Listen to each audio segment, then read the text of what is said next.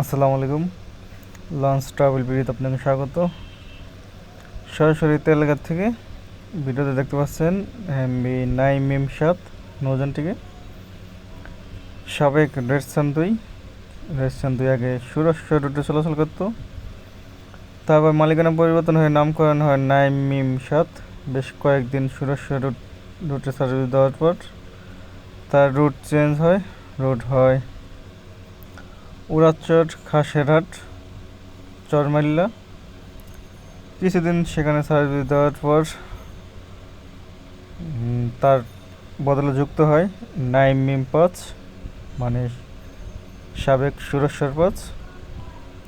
বর্তমানে সুরেশ্বর 5 নৌযানটি সুরেশ্বর রুটে চলাচল করতেছে। আর নাইম মিম 7 যেটা, এটাকে রিবডি করানো হচ্ছে, দেখতেই পাচ্ছেন।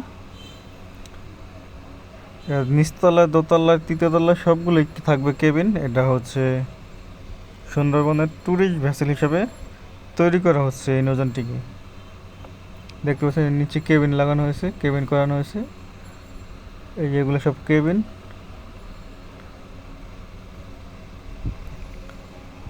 ক্ষতিগ্রস্ত প্লেটগুলো চেঞ্জ করে নতুন করে প্লেট লাগানো হবে। তার পাশাপাশি রং করা হবে। ওই পলিথিন দেওয়া যে ওগুলো সব কেবিন। দোতলায় এখানে আগে ডেক ছিল, ডেকের বদলে এখন কেবিন লাগানো হয়েছে। যেহেতু ট্যুরিস্ট ভেসেল সুন্দরবনে চলাচল করবে, পর্যটক আরোহণ করবে এই লঞ্চটিতে, সেই প্রেক্ষিতে কাজ করানো হচ্ছে। যেগুলো কেবিন, ক্ষতিগ্রস্ত প্লেট চেঞ্জ করে জ্বালাই দেওয়া হচ্ছে এখানে।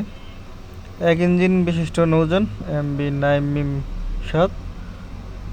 নাম কোনটা থাকবে সঠিক বলা যাচ্ছে না।